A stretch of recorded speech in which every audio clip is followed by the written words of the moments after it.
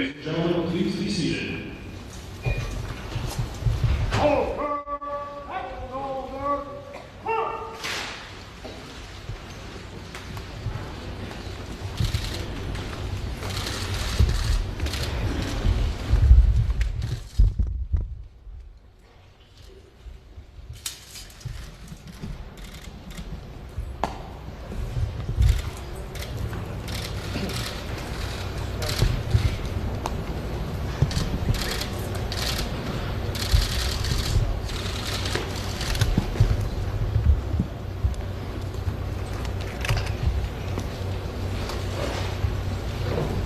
President of the United Armed Forces.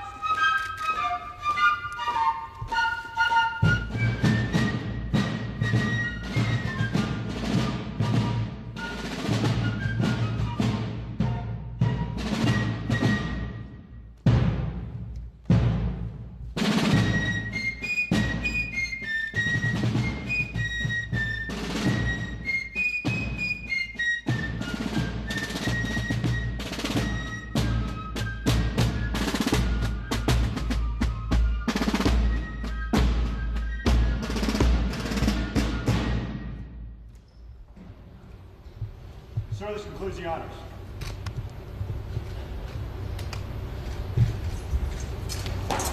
Post staff. Staff. Right. Face. Ladies and gentlemen, please stand for the advancing of the colors and remain standing for the United States national anthem. Ho! Ho! Ho! Ho!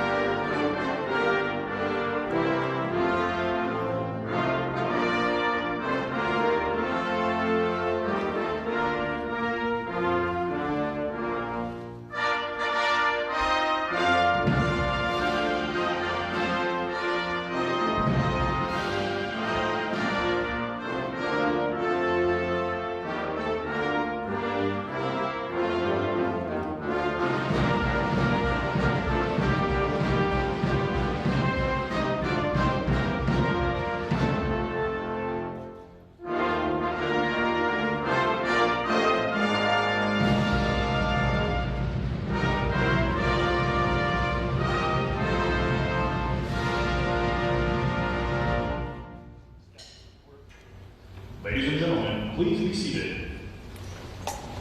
Over! Right shoulder! Up! Line! Shoulder! Shoulder! Line!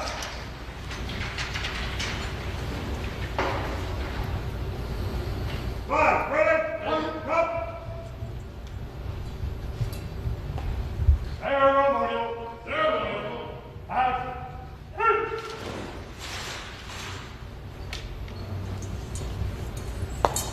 Jack, ceremonial, action.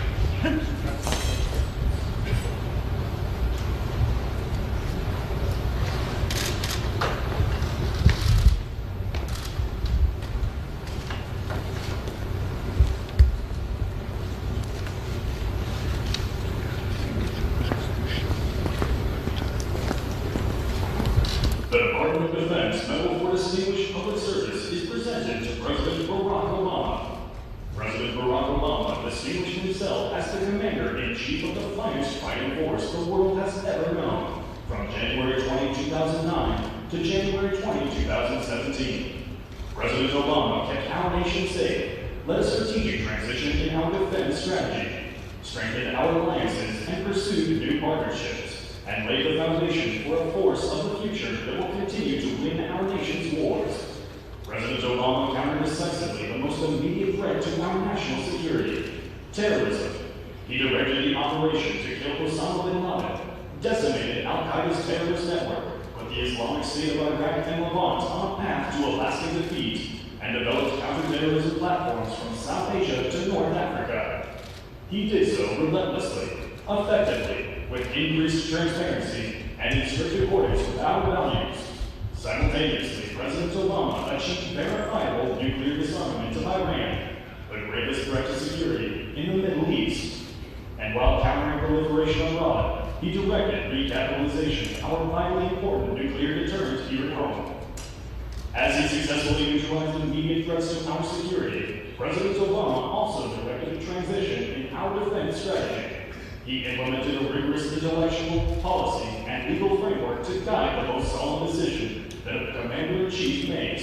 to deploy and employ our men and women in uniform.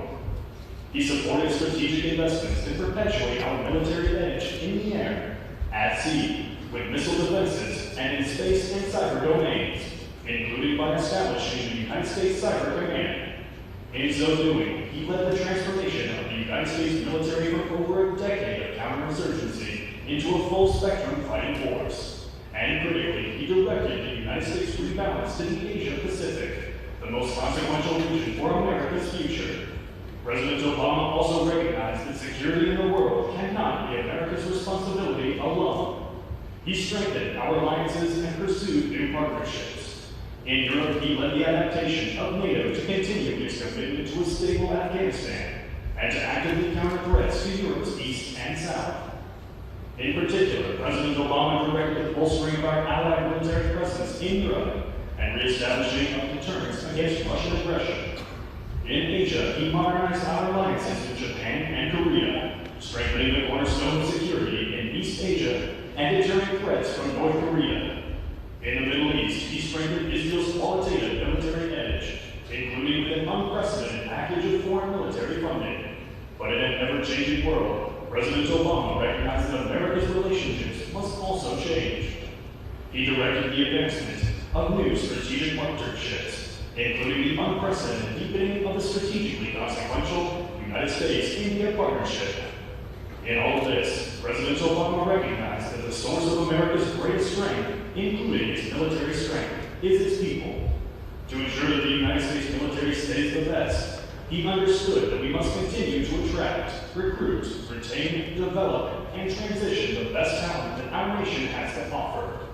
His repealing of the Don't Ask, Don't Tell policy and his support for opening all military occupations and positions to women will help ensure that.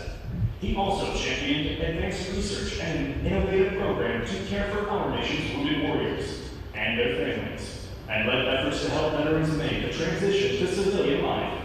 These and many other distinctive accomplishments of President Obama reflect great credit upon himself, the Department of Defense, and the United States of America.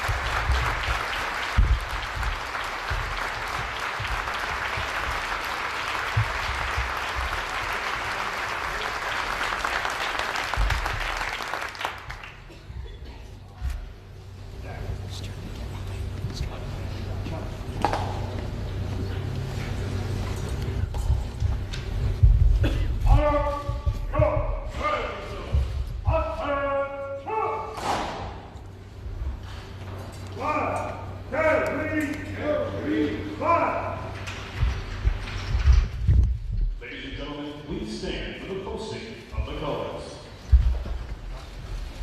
Host the color. Jack. Right. Face.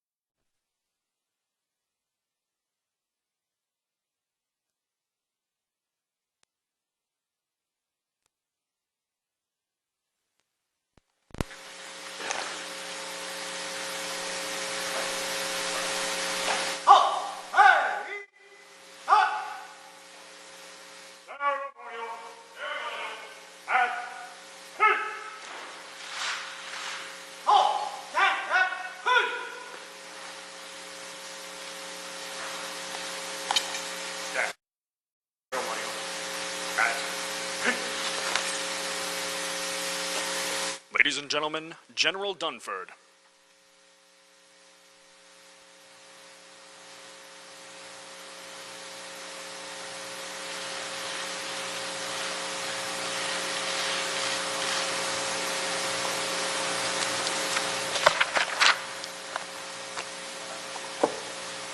Mr. President, Vice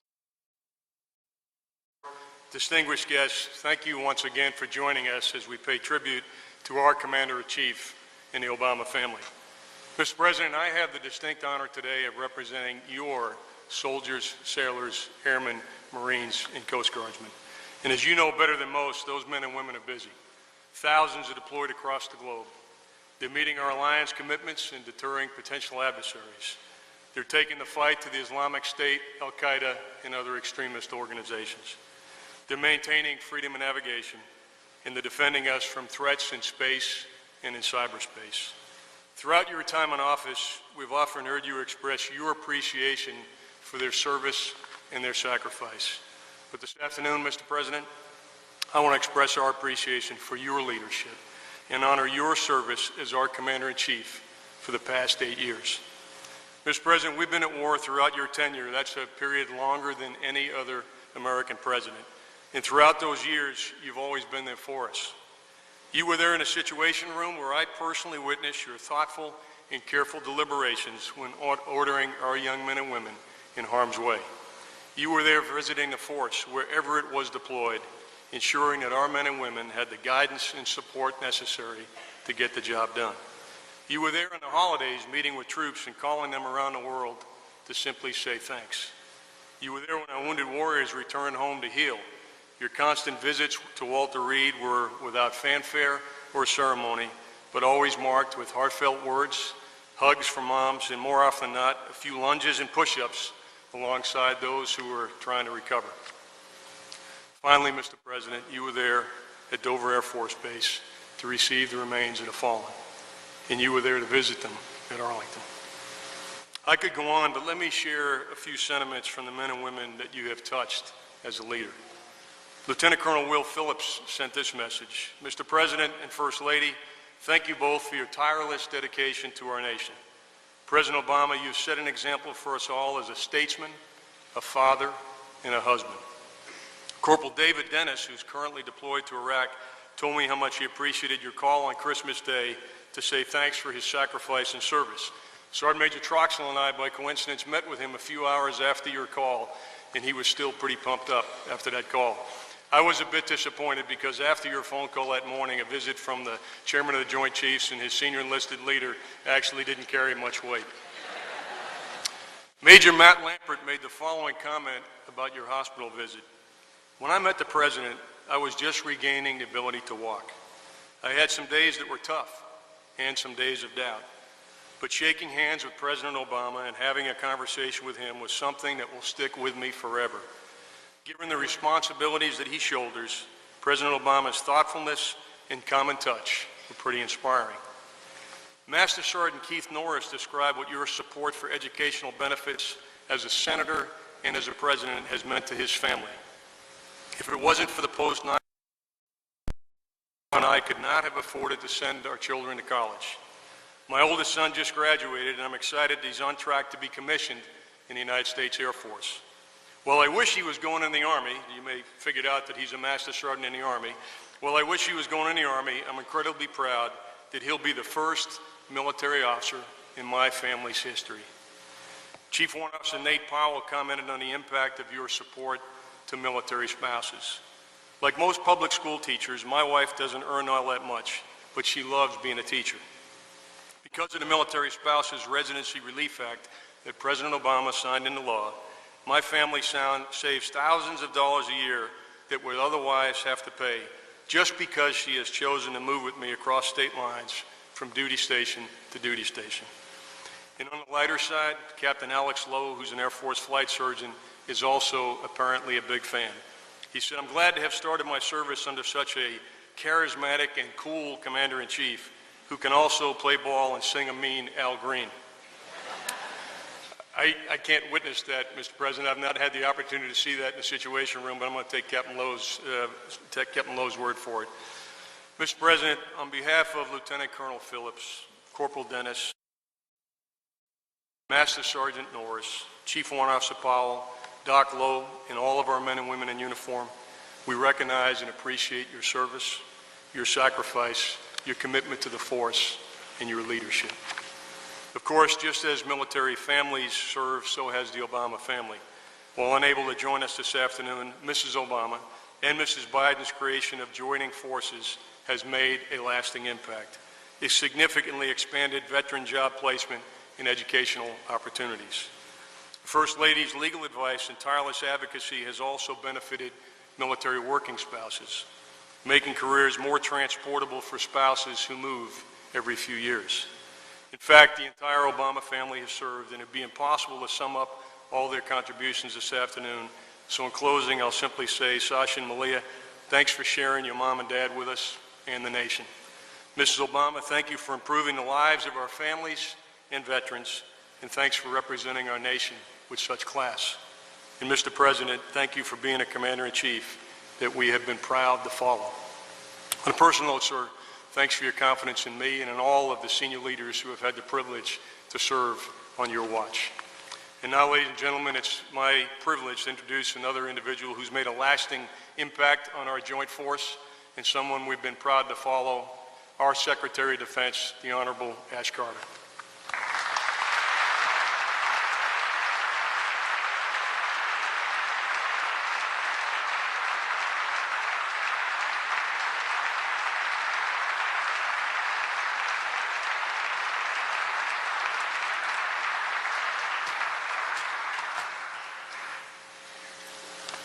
Thank you, Chairman Dunford, for that tribute to the President and the First Lady's commitments to our troops and our families.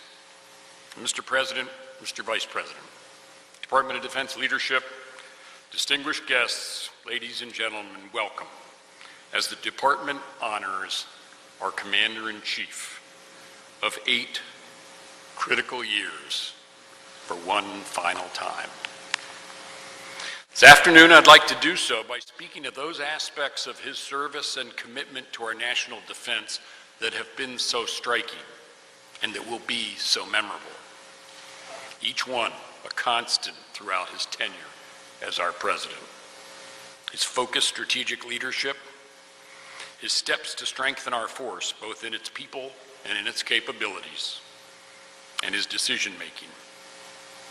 Through it all, President Obama has led our military with an appreciation that America's defense is so vital that we, to whom it is entrusted, must ensure its continuity and excellence across the years and across the domains of armed conflict, not just air, land, and sea, but also space and cyberspace, across parties, across government agencies, from strategic era to strategic era, and from presidential administration to presidential administration.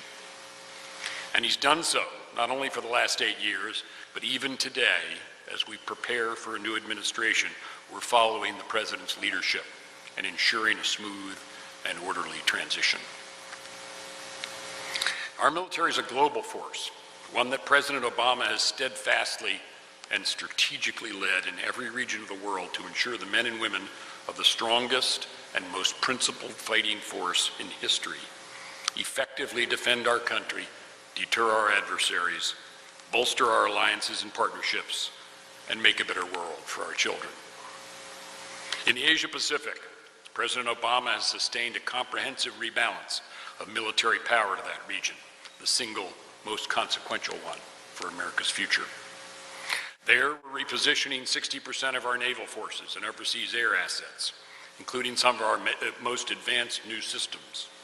And we're strengthening and modernizing key alliances and partnerships with Japan, with South Korea, India, Vietnam, Australia, many others. In Europe, following Russia's illegal annexation of Crimea and use of hybrid warfare techniques, President Obama has stood strong with our NATO allies and led a united response to deter Russian aggression, enhancing U.S. force presence and implementing a new playbook so NATO can adapt against 21st century threats. In the Middle East, President Obama secured an accord that's verifiably preventing Iran from acquiring a nuclear weapon, removing a key source of danger in the region. But as we continue to counter Iran's other destabilizing activities, he's also strengthened the defense relationships with all our key regional partners. For example, providing our ally Israel unprecedented security assistance and advanced capabilities across domains. And around the world, in the face of terrorist threats from Al-Qaeda to Al-Shabaab to ISIL, President Obama has led the most robust and sustained counterterrorism fight in American history. In the counter-ISIL campaign, the President consistently supported the development and acceleration of the coalition military campaign plan, focused on destroying the fact and the idea of an Islamic State based on this evil ideology in Iraq and Syria, countering the ISIL cancer's metastases everywhere they emerge, and most important, protecting our homeland and our people. In addition to countering ISIL, he's taken action to ensure Afghanistan does not become a safe haven for terrorists to threaten America. He's directed 8 years of unrelenting strikes on Al-Qaeda to devastate that terrorist organization, both before and after bringing Osama bin Laden to justice. He's built a counterterrorism apparatus that has thwarted countless plots against our homeland. And he did all of it, consistent with our values, because our president knows, as he's put it, that we lose ourselves when we compromise the very ideals we fight to defend. At the same time, President Obama made sure our military stayed strong and grew stronger in our people and our capabilities to meet those ambitious but necessary commitments. Indeed, our president knows very well that the single factor above all others that makes the U.S. military the finest is its people, some represented here today, far more around the world. President Obama has been dedicated to improving the quality of life of our force, making sure our service members get what they need, not only when it comes to training and equipment, but also important benefits critical to recruitment and retention, like maternity and paternity leave. He's helped keep sacred the commitment to wounded warriors, the families of the fallen, to military families, and to veterans. He's made sure our people are treated with the dignity and honor befitting the profession of arms, from supporting DoD's efforts to rid our ranks of sexual assault to improving our suicide prevention efforts. He's helped ensure the long-term viability of what is, after all, an all-volunteer force, recruited in comparatively small numbers from the entire American population, recognizing we have to compete for top talent, and that to have the best, we must select the best solely on their qualifications to meet our high standards, not race, gender, identity, or sexual orientation, rather focusing only on whether someone can meet our standards. And he's also supported veterans in their transition to whatever's next for them in life, whether it's earning a degree, finding a job, or starting a business. I know how much that matters because I'm old enough to remember a shameful time when our veterans were treated very differently. After our people, it's America's capabilities that make our military edge second to none. And President Obama has sharpened that as well. He always asks, are we looking around the corner? To ensure we not only anticipate the changing nature of warfare and future threats, but also stay ahead of them and take full advantage of new technology. Under his leadership, DoD began returning to full spectrum capability in the Army and Marine Corps after many years of skillful but all-absorbing focus on large contingent counterinsurgency deployments. We grew the size and the lethality of our Navy and drove forward the development and production of new fighters, bombers, and tankers for the Air Force. We increased funding for innovative technologies and R&D, notably in critical domains like space, cyber, and electronic warfare. All this amidst persistent budget turbulence and uncertainty. And even as President Obama has worked toward a world without nuclear weapons, he's also ensured the United States maintains a safe, secure, and effective nuclear deterrent for as long as these weapons exist. And finally, from the vantage of someone who's worked for 11 defense secretaries over 35 years, under both Democratic and Republican presidents, and now being secretary myself, I want to offer some perspective on the nature and the quality of President Obama's leadership and decision-making as our Commander-in-Chief. Because it's often most appreciated by those who've had to sign deployment orders, who've been to Dover, to Bethesda, Walter Reed, who know that the decisions he makes have consequences.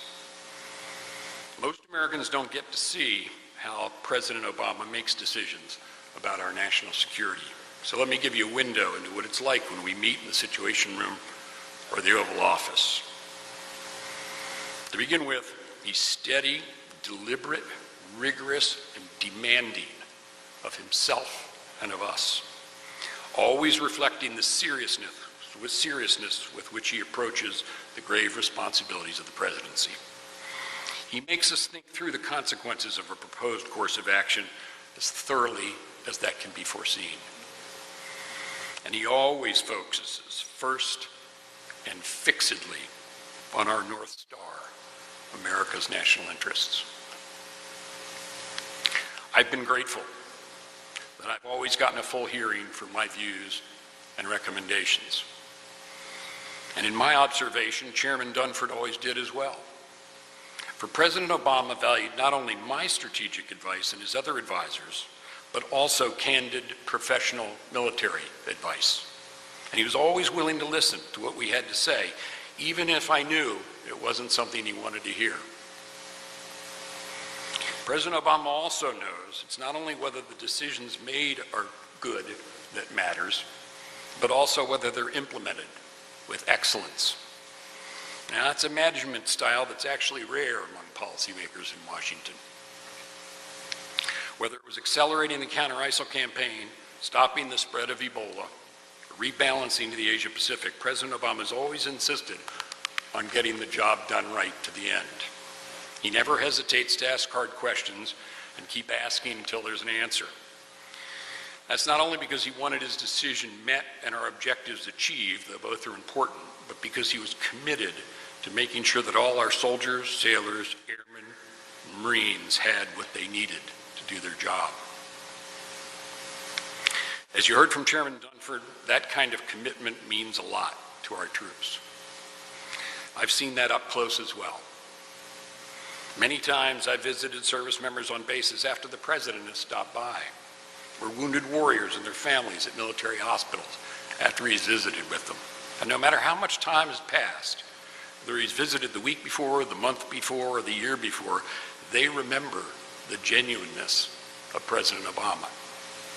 They can feel, as only young troops can, the unending concern he has for our men and women in uniform and their families, and the boundless care with which he makes decisions that put them in harm's way.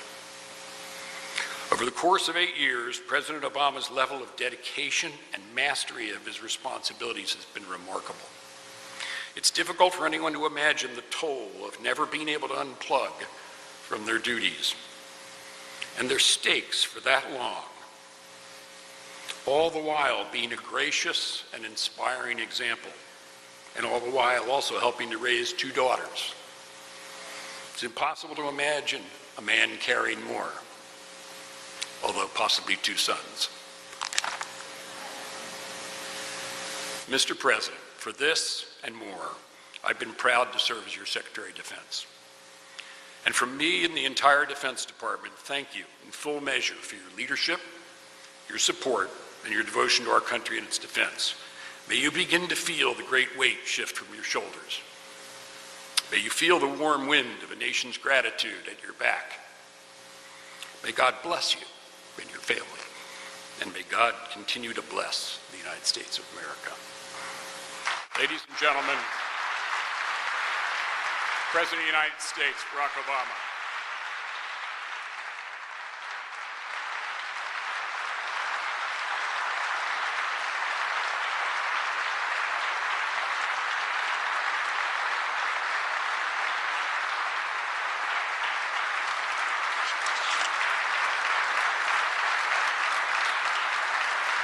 Thank you so much. Thank you. Thank you. Please be seated. Well, good afternoon. Turns out these are easier when you're talking about somebody else.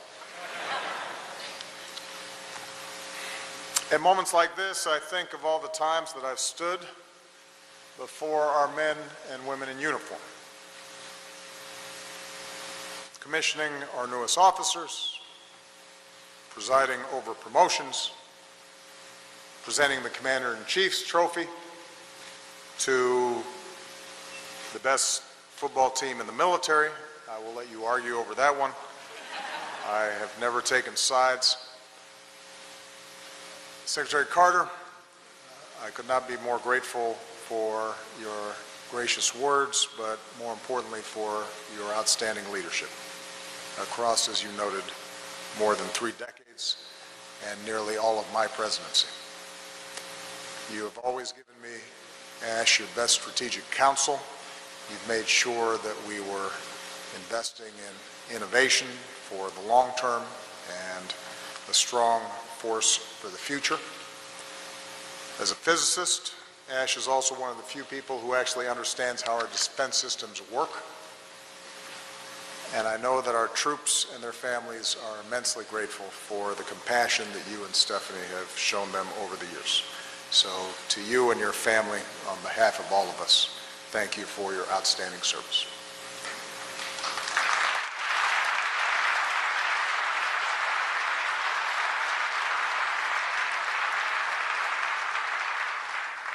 General Dunford, we've relied on you as Commandant of the Marine Corps, as our commander in Afghanistan, and now as our nation's highest-ranking military officer. I thank you and General Selva and the entire Joint Chiefs for the unvarnished military advice that you've always provided to me, for your dedication, for your professionalism, for your integrity. Because of you, because of this team, our armed forces are more integrated and better prepared across domains. A truly joint force. Which is why, as a White Sox fan, I can overlook the fact that you love the Red Sox. Moreover, on a personal note, outside of your professional qualities, you are a good man. And I am grateful to have worked with you, and thank Ellen for allowing you to do this.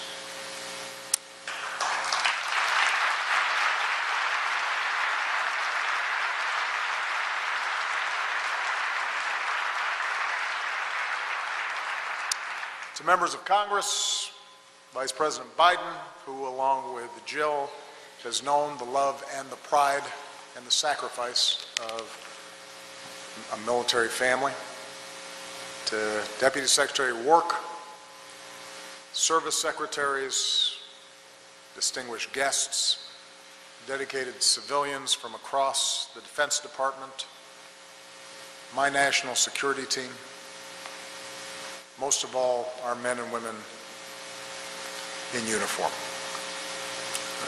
I thank you for this honor and for the warmth and respect that you've always shown me, the support that you've shown Michelle and our daughters during these past 8 years. And so, although I recognize that the formalities require me listening to praise directed in large part to me, I want to turn the tables. I am still Commander-in-Chief, and so I get to do what I want to do, and I want to thank you. Of all the privileges of this office, and there are many, I will miss Air Force One, I will miss Marine One. But I can stand before you today and say that there has been no greater privilege and no greater honor than serving as the Commander-in-Chief of the greatest military in the history of the world.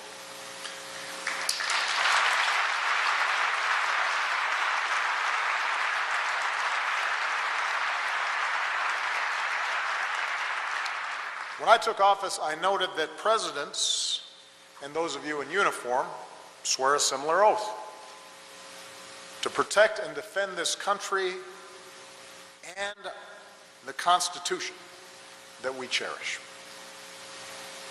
And by stepping forward and volunteering, by raising your right hand and taking that oath, each of you made a solemn pledge. You committed yourself to a life of service and of sacrifice. And I, in turn, made a promise to you, which, to the best of my abilities, I've tried to uphold every single day since. That I would only send you into harm's way when it was absolutely necessary, with a strategy and well-defined goals, with the equipment and the support that you needed to get the job done.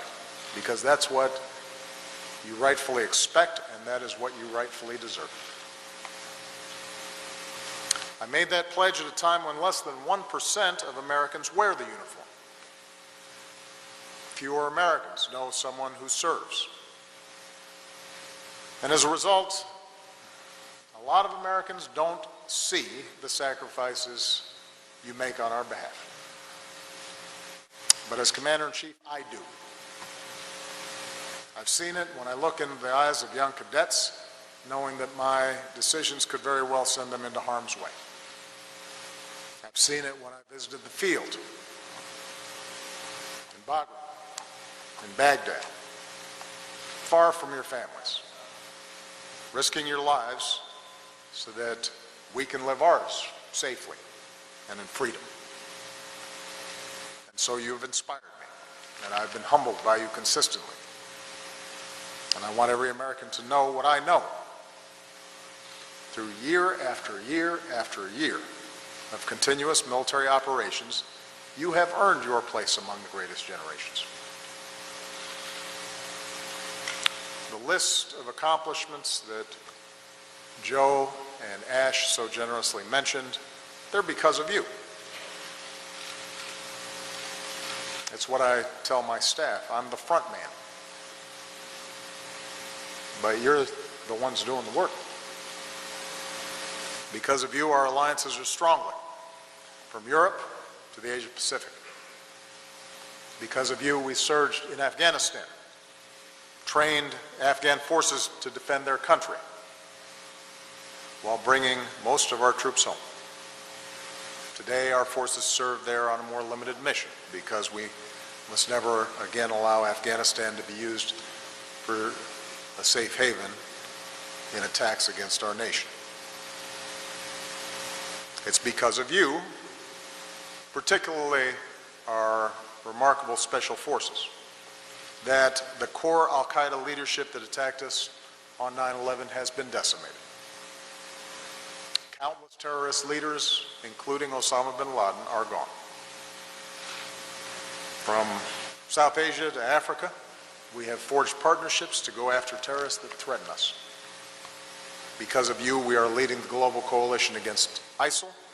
These terrorists have lost about half of their territory. They are losing their leaders. Towns and cities are being liberated, and I have no doubt this barbaric terrorist group will be destroyed because of you. You've shown that when it comes to fighting terrorism, we can be strong and we can be smart. Not by letting our forces get dragged into sectarian conflicts and civil wars, but with smart, sustainable, principled partnerships. That's how we brought most of our troops home, from nearly 180,000 troops in Iraq and Afghanistan down to 15,000 today. That's how, even as we've suffered terrible attacks here at home, from Boston to Orlando, no foreign terrorist organization has successfully planned and executed an attack on our homeland these past 8 years. Because of you, the world has seen the awesome reach of American armed forces. In some of the first few weeks of my job, when Somali pirates took Captain Phillips, later on when they kidnapped Jessica Buchanan, it was you that went in, and you that risked everything, and you that brought these Americans home to their families. The world has seen your compassion to help you deliver in times of crisis, from an earthquake in Haiti to the tsunami in Japan. Think of Ebola and the countless lives this armed forces saved in West Africa. It was you that set up the architecture and set the example for the world's response.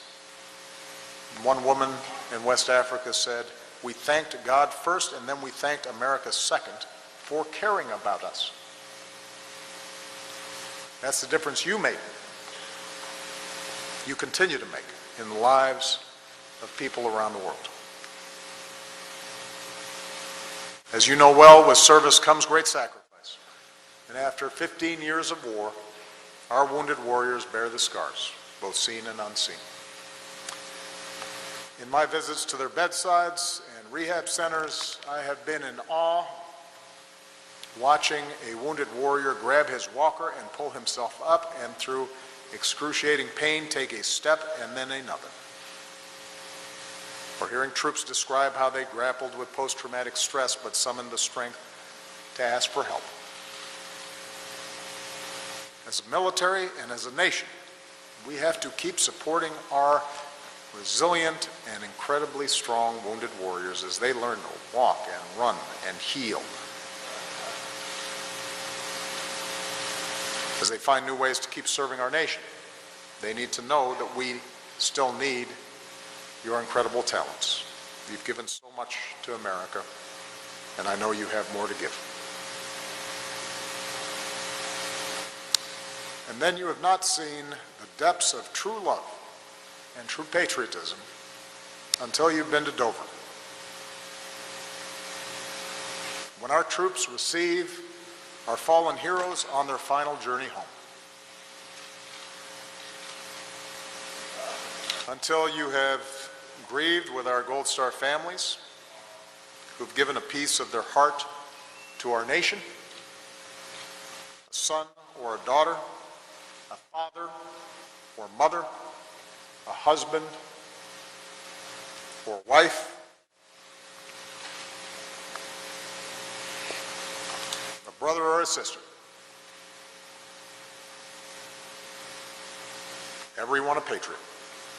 Every single one of these American families deserves the everlasting gratitude and support of our entire nation.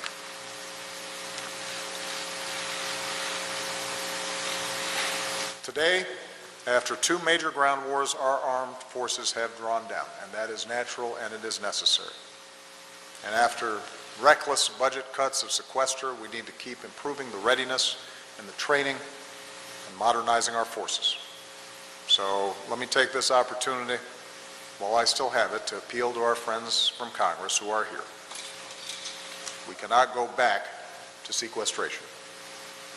There's a responsible way forward, investing in America's strengths, our national security, and our economic security. Investing in the reform and the equipment and the support that our troops need, including the pay and the benefits and the quality of life and the education and the jobs that our troops and our veterans and all of your families deserve.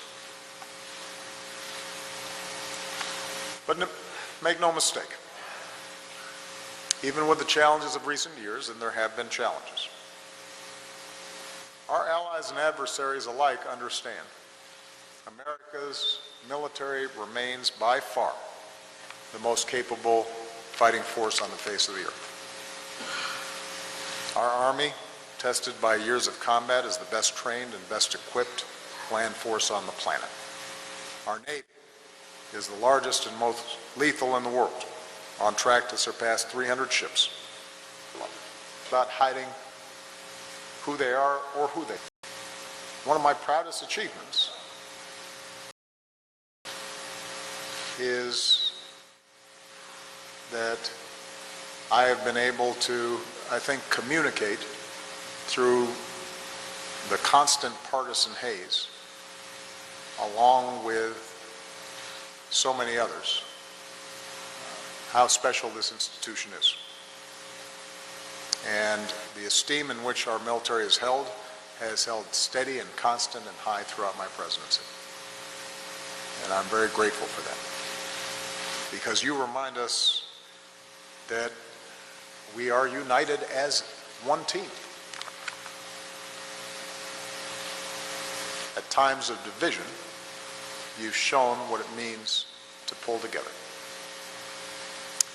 So my days as your Commander-in-Chief are coming to an end, and as I reflect on the challenges we have faced together and on those to come, I believe that one of the greatest tasks before our armed forces is to retain the high confidence that the American people rightly place in you. This is a responsibility not simply for those of you in uniform, but for those who lead you. It's the responsibility of our entire nation. And so we are called to remember core principles. That we must never hesitate to act when necessary to defend our nation, but we must also never rush into war, because sending you into harm's way should be a last and not first resort. It should be compelled by the needs of our security and not our politics. We need to remember that we must not give in to the false illusion of isolationism, because in this dangerous time, oceans alone will not protect us, and the world still seeks and needs our leadership as the one indispensable nation. We have to remember that our military has to be prepared for the full spectrum of threats, conventional and unconventional, from 20th century style aggression to 21st century style cyber threats. And when we do go to war, we have to hold ourselves to high everything in our power to prevent the loss of innocent life, because that's what we stand for. That's what we should stand for. We have to remember that as we meet the threats of our times, we cannot sacrifice our values or our way of life. The rule of law and openness and tolerance that defines us as Americans. That is our greatest strength and makes us a beacon to the world. We cannot sacrifice the very freedoms that we're fighting for. And finally, in our democracy, the continued strength of our all-volunteer force also rests on something else. A strong bond of respect and trust between those in uniform and the citizens that you protect and defend. At a time when too few Americans truly understand the realities or sacrifices of military service. At a time when many political leaders served.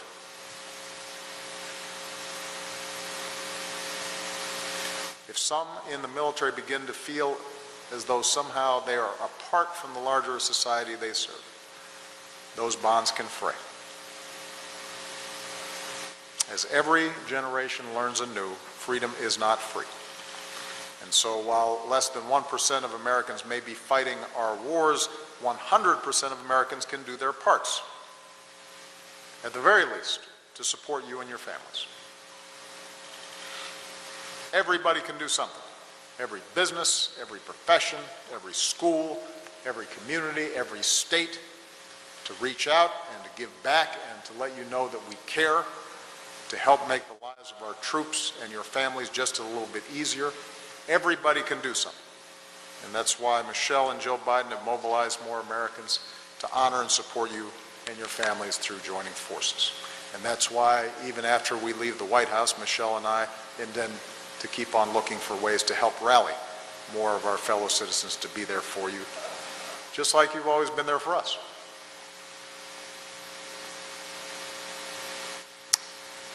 So we can't say it enough and we can't show it enough. Thank you for your patriotism. Thank you for your professionalism. Thank you for your character in representing the very best of the American spirit. Our nation endures. We live free under the red, white, and blue because of patriots like you. It has been a privilege of a lifetime to serve with you. I have learned much from you, I am a better man having worked with you.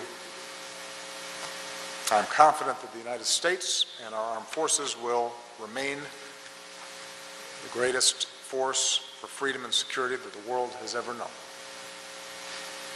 God bless you and your families, and God bless the United States of America.